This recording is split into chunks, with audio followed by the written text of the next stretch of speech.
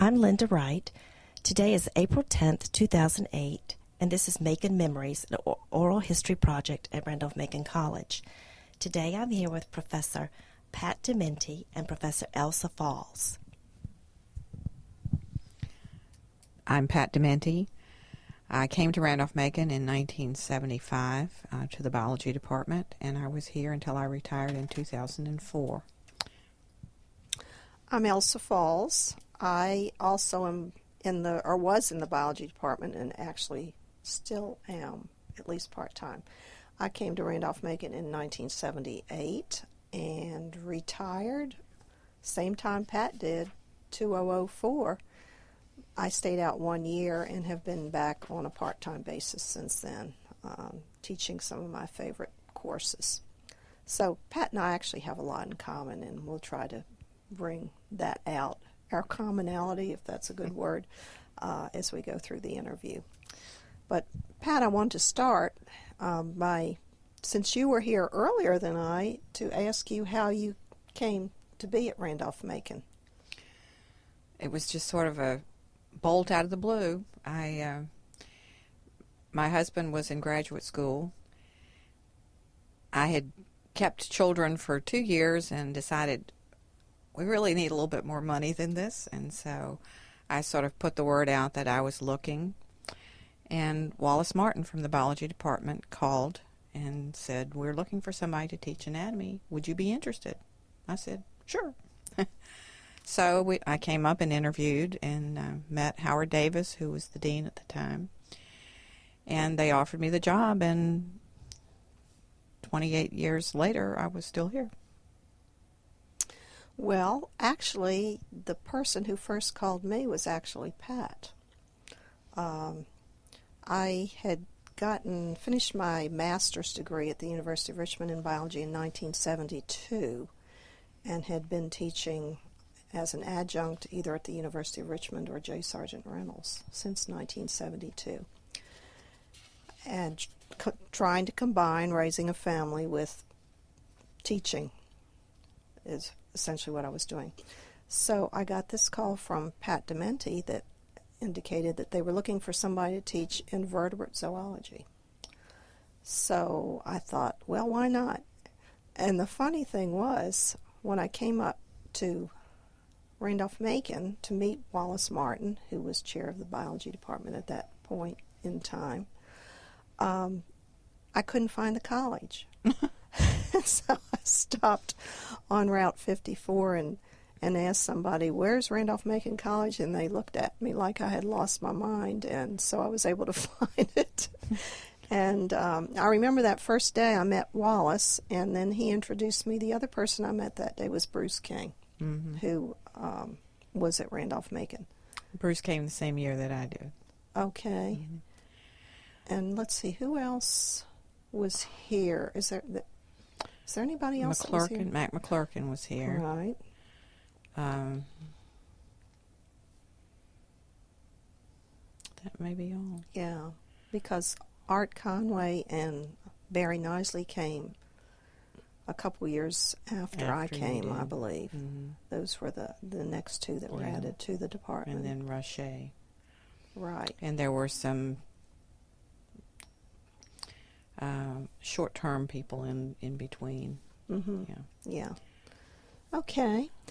I'll say one thing. Yeah. I remember before I came up here, I had my husband drive me up so that I would know where the college was. So I didn't have the problem that you did. Right. Yeah. Well, I don't know. Did you start part-time or did you start as a full-time? No, I started full-time. Okay. Actually, they said you can go part-time or full-time, and I said, well, it's not to my advantage unless I go full-time. So they said, okay. Mm-hmm. Very informal. Not at all like it has gotten to be with national searches and so forth. And I think for a long time, even after I came, people were added in the same way. Just call up and say, would you be interested? Come on up. Well, yeah, and actually when I started it was part-time, and once I was here, they needed someone in the general biology labs. Right. And I started coordinating those and teaching some of the labs, and then at some point in time, and I don't know how long after I came, the issue came up of should we be tenure track? Mm-hmm. Should they be tenure track positions, since we don't have, neither of us has a terminal degree. I always like that terminology, terminal degree. So as I recall, and maybe, Pat, I've got this a little confused, the Board of Trustees had to vote. They did, but it was a while after we were here. I don't remember how long. I was going to say maybe 1980 or 1982 when we... Whatever year we got tenure, Yeah. I think was right before then, yeah. Right, right. Yeah. So that was interesting. Well, somewhat contentious, I think. Mm-hmm. I know it was after one of the accreditations. The issue was raised during that, and that's when they addressed it. Okay. So I don't remember the year, but that's what prompted it. So Pat and I were probably the last people, certainly in certain academic areas, that were able to become tenure track without that terminal degree. Right. You know, I think it's still possible. For example, in our librarians, our faculty, which we're very proud of. I having been on the committee on the faculty when we had that long discussion with Robert Holyer as dean, whether librarians should be faculty members or not. But librarians, of course, have other degrees besides just PhDs, and then I guess maybe in the arts it might be possible, and maybe in music. Or if you're just a visiting instructor, Right. maybe on your way to getting your degree now. But, Right, right. So yeah. that has certainly changed. Let's see. Do you want to talk about who your role models and mentors were in your early years of teaching? I'm not sure I had role models, but I think certainly there were some people when I came who were venerated as excellent professors. Now, Schuyler Miller was the prototype. Everybody talked about Schuyler Miller. I never got a chance to hear him give a lecture. I wish I had. George Oliver was another one, and I think George sort of took Elsa and I both under his wing and sort of pushed us along, nurtured us. So he was, in essence, a mentor, I guess. Howard Davis, who, as I said, was dean when I came, but he was just interim, acting dean. And he was another one that I know the students really were very, very fond of.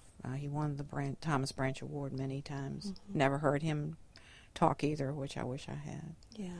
But those were the big names when I came. Yeah. How about you? Any others? Well, I would say, first of all, being in the sciences always, I never had the feeling of being the first woman in a particular position because I was used to working with all males. I mean, when you go back to, both Pat and I graduated from, well, when we graduated, we called it West Hampton College of the University of Richmond. Now, they claim there's a West Hampton College, but I don't know whether there is or not. I think it's kind of gone by the board. But all the professors that both of us had were males at University of Richmond. And actually, if I had to point to mentors, I would have to go back to Nolan Rice, who was my thesis advisor at University of Richmond. He used to let me bring my children over with me because they were little at that time when I was working on master's, and they could come. Well, you know, I had Tom Harris at the University of Richmond, and I think he probably was responsible for my being at Randolph-Macon because I think he was the one that passed my name on to Wallace. And Tom was at MCV. He was at MCV when I was time. there, too. Yeah. So I would say Nolan Rice, I agree with George Oliver 100%. He always would say, now, you and Pat are kind of like my daughters, and I'm going to stick up for you and see that you're treated right.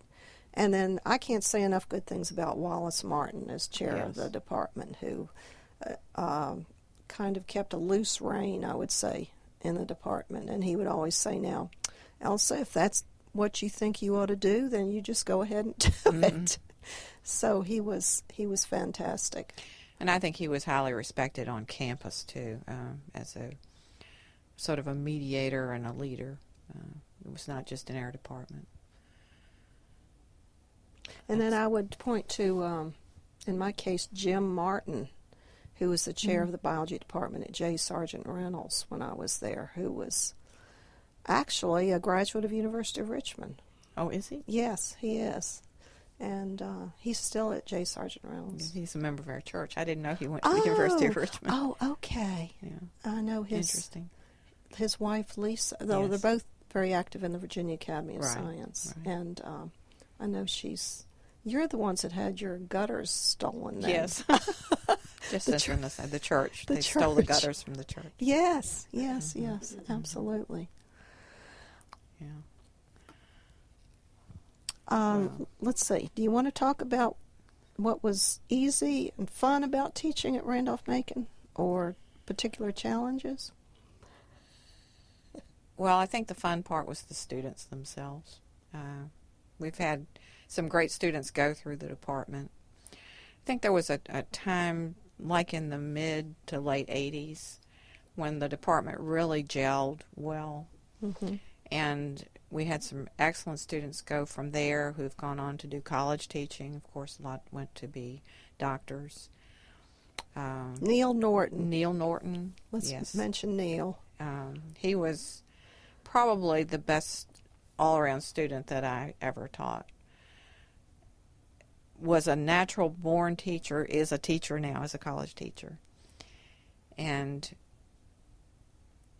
just would go out of his way. He would come in evenings to help the students in comparative anatomy. He had had it the year before. He would come in and help them get ready for their practicals. He would spend hours teaching the other students and helping them. He was just a great guy. And is he in Oklahoma? Is that right? At a dental school? He's at a dental school. And he's professor And of anatomy, isn't he? Yes, he has been selected as Teacher of the Year, too. So, I mean, he fulfilled his promise. So he comes to mind. The other one that I can think of right off is Paul Nyantaki, Yes. who was a student from Ghana who came and was just such an excellent student and just loved to learn for the sake of learning. And did you you should have gotten an email from Barclay just in the last couple weeks. No. From Paul. Well, she sent his email because he was interested in hearing from you and from me and some of the other people that he had contact with when he was here on campus. He's back in Ghana, actually. Yeah, he really is a fine person. He was an older student. Mm-hmm. He struggled with anatomy only because of the language barrier. He said he would have to think of things in his own language and then translate them, and that was difficult with all the terminology in anatomy. But he did make Phi Beta Kappa, and I remember he had no appreciation for what it was, and I think he was just going to let it slide. And Art Conway pulled him aside and said, "Look, you want to be a part of this," and he actually convinced him to be initiated, which I thought was a wonderful thing on Art's part. I remember Paul drove a cab Yes. in Washington, D.C. Yes. on weekends because of he obviously To make needed money. some money. Mm-hmm. And He went. Excuse me. Go ahead. He went on to Johns Hopkins, and he tried to drive a cab when he was there, but then I think it got to a point where his time commitments to his education were such that he couldn't do it anymore. But he did finish.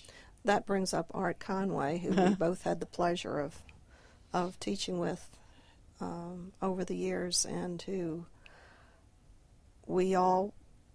he's just a fantastic human being. He really is. And if there were problems with technology or couldn't find something in the department, Art was always the one we went to, and he's always willing to go the second and third mile. Oh, So yes. And he could jerry-rig anything. he is fantastic. So I'm glad that I had the opportunity to meet Art and to work with him.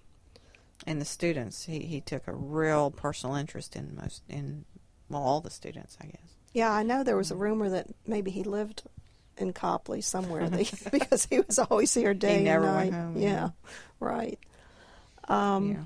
What about challenges in your teaching, did you? Well, what I would say is when you're at a small liberal arts college like Randolph-Macon, my experience was you ended up teaching a lot of courses that you probably didn't have a great background in, so there was lots of learning going on. And I'm thinking about marine biology, which I ended up teaching because I had started in invertebrate. I had the honor to take classes to Jamaica for the field component of the course. The other one was I remember at one time we needed somebody to teach genetics since we changed the requirements and all biology majors had to take genetics. And so I volunteered to teach genetics, which was really kind of not very, I didn't think that one through because genetics has changed, so it's all molecular. And so I spent a lot of time, excuse me, at workshops trying to come up to date in genetics. So I would say things like genetics and marine biology. And then I taught at one time at Randolph-Macon we had a course which was called The Social and Ethical Impact of Computers on Society. I remember that. And I ended up teaching in that program too. This was when we had a computer literacy requirement. Right. All the students had to go through, was it about a year, 2 semesters of computer literacy? Yeah. Now they're so computer literate, you don't even think about that. No, I turned to them for help, Yeah. actually. Yeah. I remember when I first came, and probably when you were here, they had a January term, and it was supposed to be something that was entirely different from what you usually taught. I came here to teach comparative anatomy and human anatomy. And they asked me what did I want to teach, and I'm thinking, gee, I don't know. How about nutrition? I probably know something about nutrition since I teach human anatomy and physiology. Little did I know how little I knew about nutrition. That first year was frantic. Of course, it was a 4-week course, and every night I was cramming in, 50, 60, 100 pages and trying to get ready to talk about it the next day. It just about did me in. That was a challenge. It was a real challenge. But I think the students really appreciated that course. And I know I had some of them say, oh, we have changed our way of eating since we took that course, which I felt good about. But then they went to non-majors lab requirements, and they asked me to teach my nutrition with a lab attached. And that was difficult, and it also changed the complexion of the course so that I don't think students enjoyed it anymore at all. It was a shame, really. And finally I got to the point where I said, I can't teach this way anymore. So I just gave it up. That brings to mind, you're talking about the nutrition course. People have always confused Pat and I because of, we're both women, we both came from West Hampton College, we're both involved in Phi Beta Kappa, all these issues. Our offices are right next door to each other. Right. And so they would ask me, people would ask me, well, now, you know about nutrition. What about vitamin B or whatever? And I would say, no, I don't know anything about nutrition. That's Pat. You'll have to ask her. So that was kind of interesting. Let's see. How about your favorite courses to teach? What would you say about that? Strangely enough, it was comparative anatomy. That's considered one of the most difficult courses that you can take. When I first came, I was sort of like Elsa. They asked me to teach it, and I had it. I don't know how many years before. I don't want to say, maybe. Dr. West or Wolcott? I had Dr. West. Okay, I did too. And so I said, yeah, I can do that. Well, that was enough. Yeah, that's... Let's see. Do you want to? We've kind of talked about the changes in the student body. Do you want to talk about interactions with students outside the classroom, Pat? Sure. I guess it was in my younger days. Maybe I was more on the same level as the students, or certainly when my children were the same age as they, I could relate to them better. And Right. I can remember a period of time when I would have students in my office every afternoon talking about everything from classwork to their love life. And I enjoyed it, although I couldn't get anything done, obviously. As I got older, that stopped. Now, I don't know whether it's because I got older or whether the students changed. But they were encouraging interactions with students, and I know I tried several attempts, for example, to have students come to my house for dinner. I did have my nutrition class come several times to sort of model, the kind of meal that they were supposed to be eating. That was fun. I invited my advisees one year, and one came, and I said, I'm not going to do this anymore. Well, I had kind of the same expectations and the same results. I remember one year I invited members of a class. I even came up here and picked them up, which is, it takes me about 35 minutes to get to Randolph-Macon from where I live.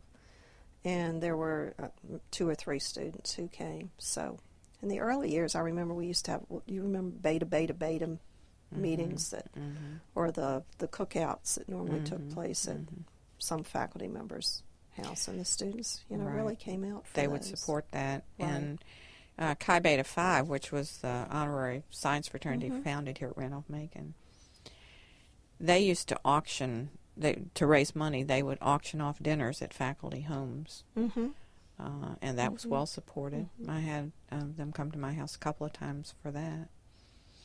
But I don't think there's that much interaction of that nature, and I don't know. I mean, certainly from my perspective, there isn't. I think you're right. Most of my interactions these days are taking students on field trips, that kind of thing. The first year experience course that I'm involved in, we just took our students to Washington, D.C., to the Museum of Natural History and the Museum of the American Indian and those kinds of things. And then I guess my most memorable experiences, those kinds of events, would be the trips to Jamaica, where I always felt fortunate if I got everybody back in one piece. And those were exciting times, for sure. It was a lot of fun. Yeah. A couple of years in my comparative anatomy class, and usually those classes, they got to be small. When I first came, I think I had 17, which was a large number. Oh, wow. My understanding was that everybody had put off taking it because they didn't like the teacher that was teaching it, and so they were waiting for the new teacher, hoping that I would be easier. And one of my first students told me, he said, no, he said, you have definite McClurkian tendencies. You were never considered to be easy. That's no, for I sure. know that. I don't think I was either. So we have that in common also, I guess, essentially. But when my classes were small, I did take several of them up to the Museum of Natural History, and they took us behind the scenes and showed us, their bone collections and things like that. That was very interesting. It's very interesting. One year I had a comparative anatomy class that had only 2 students. Oh, wow. And you need a critical mass for something like that, and that one didn't really gel. But if you could have 8 to 10, you could do well. And I remember one year, one class, I will never forget it. I think Neil Norton was in it. It just came together incredibly well, and everybody helped each other. I rarely had to go around and show them any kind of thing in the, when they were dissecting, because they did it themselves, and Neil probably had something to do with that, I suspect. but they helped each other. And then in later years, it got to the point where I had to do everything. Mm-hmm. I mean, they didn't seem to care. They didn't care about technique. They performed poorly on practicals. Mm-hmm. It just entirely different character. Yeah, I would agree with that. Mm-hmm. I had an invertebrate class, I think maybe the last time I taught it, where it had 3 students in it. So It doesn't it's work just not enough. And then if one person's absent, Yeah. you know, and then if 2 people are absent, you wonder, well, do I do this? And suppose nobody shows up, do I just go ahead and do whatever? Mm-hmm. Then they have to catch up. So, yeah, you do need, you're right, a critical mass. Yeah. And 2 or 3. No. And another of my comparative anatomy classes, I don't think it was the same one I've been talking about, but I had a very goodly number of excellent students in it. And I walked in one day, and they had taken a cat. We dissected cats. They had taken a cat and put a cape on it and hung it from the ceiling. And they said this was Super Cat. I mean, you know. Actually, later they gave me flowers because they said they thought they'd gone a little too far. But I don't think any of the students that are here now would do something like that. No, I remember several of my invertebrate zoology classes would save the parts from some of the things they dissected. And several years they made me earrings out of, you know, crab claws or a crab claw necklace or that kind of thing. So that was always a treat when you go in and suddenly there's this little gift for you. Yeah. Actually, I think I still have one of my crab claw necklaces in my jewelry case at home. I think I need to clean it out, probably. Yeah. I think it was the same class that floated the cat who wrote a song about the cats, and they sang it. Somebody brought a guitar and they sang it to me one day when I came into class. And I know I saved the words. I think they had written the words up on the board, and I saved those for years because I thought it was a sort of cute thing. You know? Oh, yeah. Well, that's great. Well, should we talk about the changes in technology? Let's talk about that. Boy, things are ever different. I think I was telling Lynda when we first started discussing this. I can remember when I first came. First of all, there were no Xerox machines, and now we can't live without Xerox machines. That's right. We had mimeograph machines. Mm-hmm. And stencils? And stencils, those nasty, awful, messy stencils. And you'd be in there trying to run off your test before class, and it would jam up, and it was just awful. It's horrible. And of course, we didn't have secretarial help. We had to either handwrite or type all of our own tests. And I was a terrible typist, so I hand wrote a lot of those. And then, of course, the advent of Xerox machines. I don't know how we lived without them. I don't either. But or computers. Computers, yeah. Well, another big change, though, which seems minor, I guess, was the telephone system. Mm-hmm. I don't know about when you came, but when I came, we had a switchboard, which closed at 5 o'clock, and you could not make a call out or get a call in after that. Mm-hmm. And we had faculty meetings at night. I had small children at home. I would like to, call and touch base, or since I was driving by myself to Richmond from here, I would call my husband and say, I'm leaving now. Mm-hmm. Expect me in 20 minutes or 30 minutes. And he used to say, if you don't get home in that time, I'm going to come up Route 1 and find you. It made me feel better. Yeah. But I couldn't call. Right. Yeah. So, and now the telephone system is so sophisticated, phone mail and et cetera, et cetera. And almost nobody these days uses the phone, I've found. I very seldom get a call on my phone here at the college. It's all email, or obviously all the students and us to some degree all have our little cell phones, and I use those. But the the decline in the use of the telephone and also the decline in mail has been interesting. I only go to Peel Hall these days maybe once a week because everything comes as an email attachment. So that has really changed. And the LCD projectors and the PowerPoint in the classrooms and the well, of course, I was in the days of the overhead opaque projectors. Oh yeah, yes. And it's extremely different. I remember too when they first started talking about email. I didn't know what email was, and they said, "Well, we're going to have a class and teach you how to use email." And I thought, electronic mail? I don't care about that. I didn't go. And now, what do you do without it? Well, do you remember when the college subsidized the professors purchasing computers for their houses, and we had the choice between an IBM and a K-Pro. And I chose K-Pro because it was cheaper. I did too. We had to pay half. College paid half. We had to pay half. That very quickly became a dinosaur. Extremely quickly. My worst memory of the K-Pro is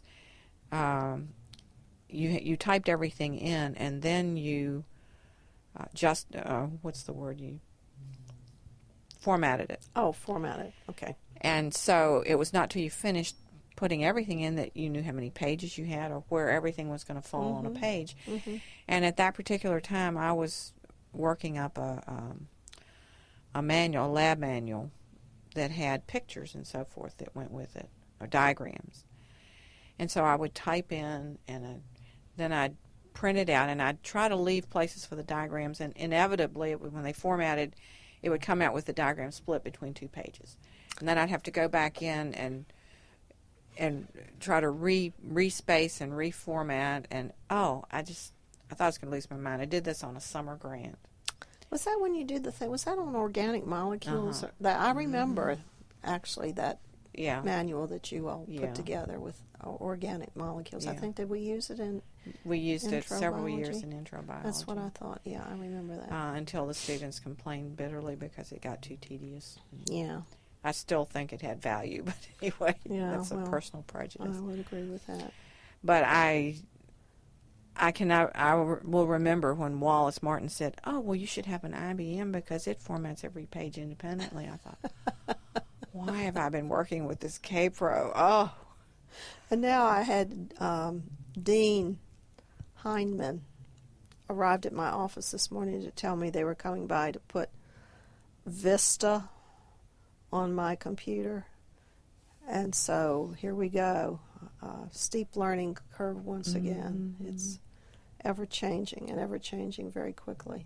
The technology is just unbelievable in all areas. Well, of course, the classrooms, too, that are so computerized now.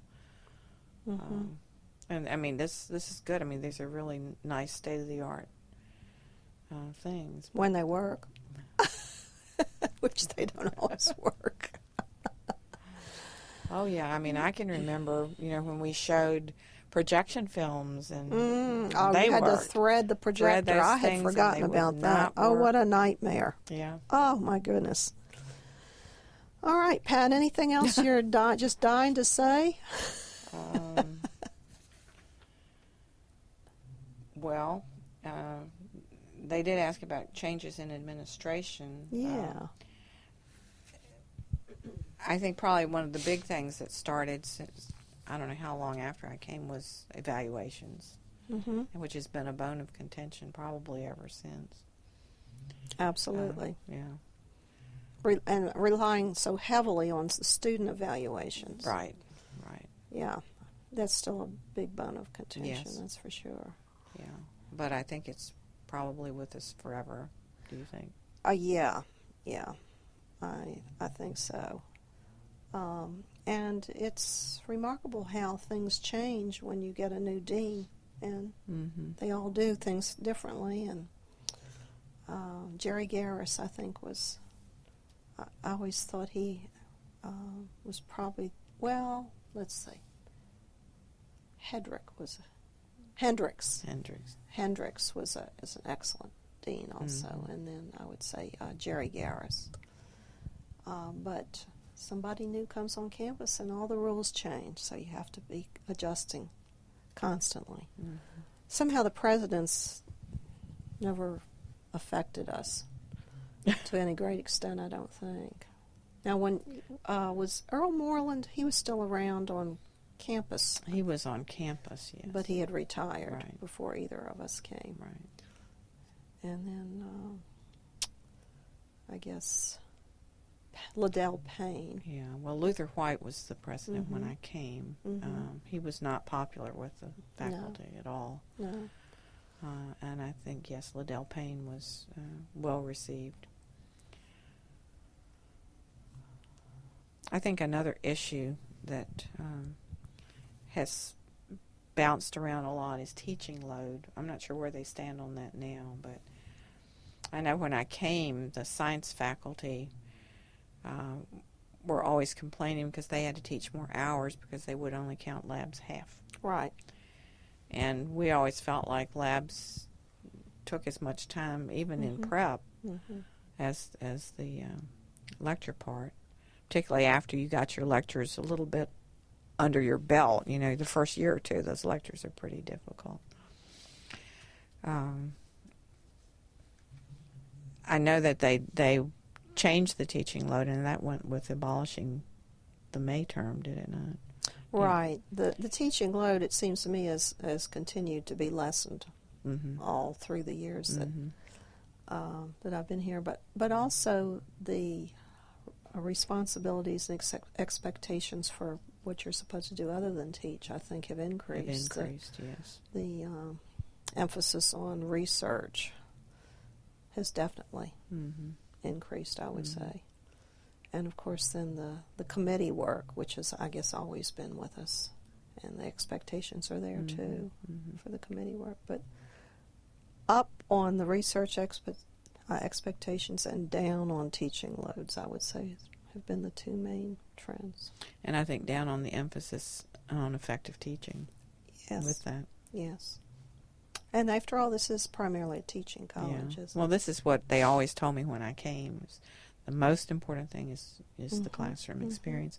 And I feel like that's important now, but I think there's all these other things that are sort of detracting from that. Absolutely, yeah. Which is kind of why I'm enjoying what I'm doing now, because all I do is teach. Mm-hmm. And working with a full-time colleague who is in the math department for the first year experience that I'm doing now, Bruce Torrance, I have so much more time to devote to the class than he does, because he's got all these other things that he has to do. As chair of the department, for example, Right. and he's teaching 3 or 4 classes. I'm teaching 1, so I tell you, the pressure on full-time folks out here is really high, I Yeah. think. Yeah. It had reached a point before I retired where I felt like all I did was extracurricular stuff. Mm-hmm. I mean, I barely had time to think about what I was going to do before I went into the classroom. That's right, yeah. Did you want to talk about your involvement with Phi Beta Kappa? Sure. Mhm. Before we end? Absolutely, Okay, yeah. okay. Well, of course, Elsa and I were both Phi Beta Kappa from the University of Richmond, which meant that we were eligible to be in the Phi Beta Kappa chapter here. I do know that when I first came, I didn't realize they had a Phi Beta Kappa chapter. It's my understanding that they used to try to identify faculty members who came here as Phi Beta Kappa so that they could ask them to participate, but somehow they missed me. And so I'd been here several years before an announcement was made at faculty meeting that we're going to have a meeting of the Phi Beta Kappa faculty after this to talk about so-and-so. And I remember going up to George Oliver and saying, would I be included in that? He said, oh, yes. So that's when I started becoming active. And dear George made sure that I was asked to be an officer. I was the vice president and the president. And then when he retired, he conned me into being the secretary-treasurer of the chapter, which is an ongoing position. He said, oh, it doesn't take much time. In short, he was not truthful. It turned out to be very time consuming. But I enjoyed it. I enjoyed, tracking the students and so forth. And you're still involved with Phi Beta Kappa well, in the Richmond area, in the right? Richmond Area Association, Yeah. But I think two things that happened while I was a member of Phi Beta Kappa. I think one was instituting the sophomore awards to identify or to recognize students who were sort of on track to be Phi Beta Kappa. I think this was a good thing.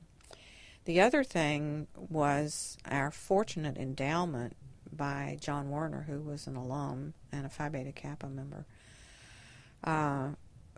Money that we can use either to pay for students who cannot afford to join. They are using the money to pay for their dinners for initiation, which I think is a nice gesture. And now they have started paying for the sophomore award winners' dinners at the fall meeting.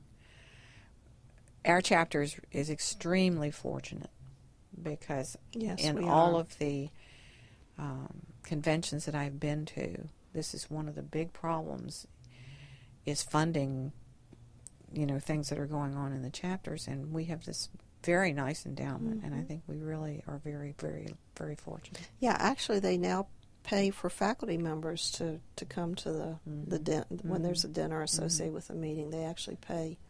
And yet I don't think there's a good attendance. No, there really isn't. I don't know what it is. Again, in the earlier years, maybe it's because of all these other demands on your time that people feel like they can't do this extra thing. But I think there used to be much better support from the faculty for things that Phi Beta Kappa did than there is now. But I do think, looking at our chapter versus chapters at other colleges and universities nationally, that Phi Beta Kappa is still well respected here. And as far as I know, there's never been a student who's been invited to become a member. One student, Pat says, who turned. This was a foreign student, and I think they don't appreciate Phi Beta Kappa as much as people from this country. Yeah. But I do know that other institutions have a big problem with people have never heard of Phi Beta Kappa, and they're not going to pay the initiation fee or take the time to come to the initiation. Right. I think this is one good thing about the sophomore award winners is that they are at an earlier time are made aware of Phi Beta Kappa. Yeah.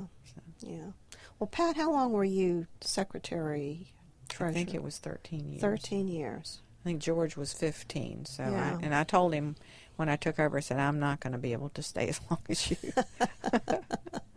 But that position, which is, as Pat said, an ongoing position, that's who really runs the chapter. Yes, it is. Yeah, right. Yeah. Okay. I think we're through. Well, thank you very much, Elsa Falls and Pat Dementi, for making memories here with us today. Thank you.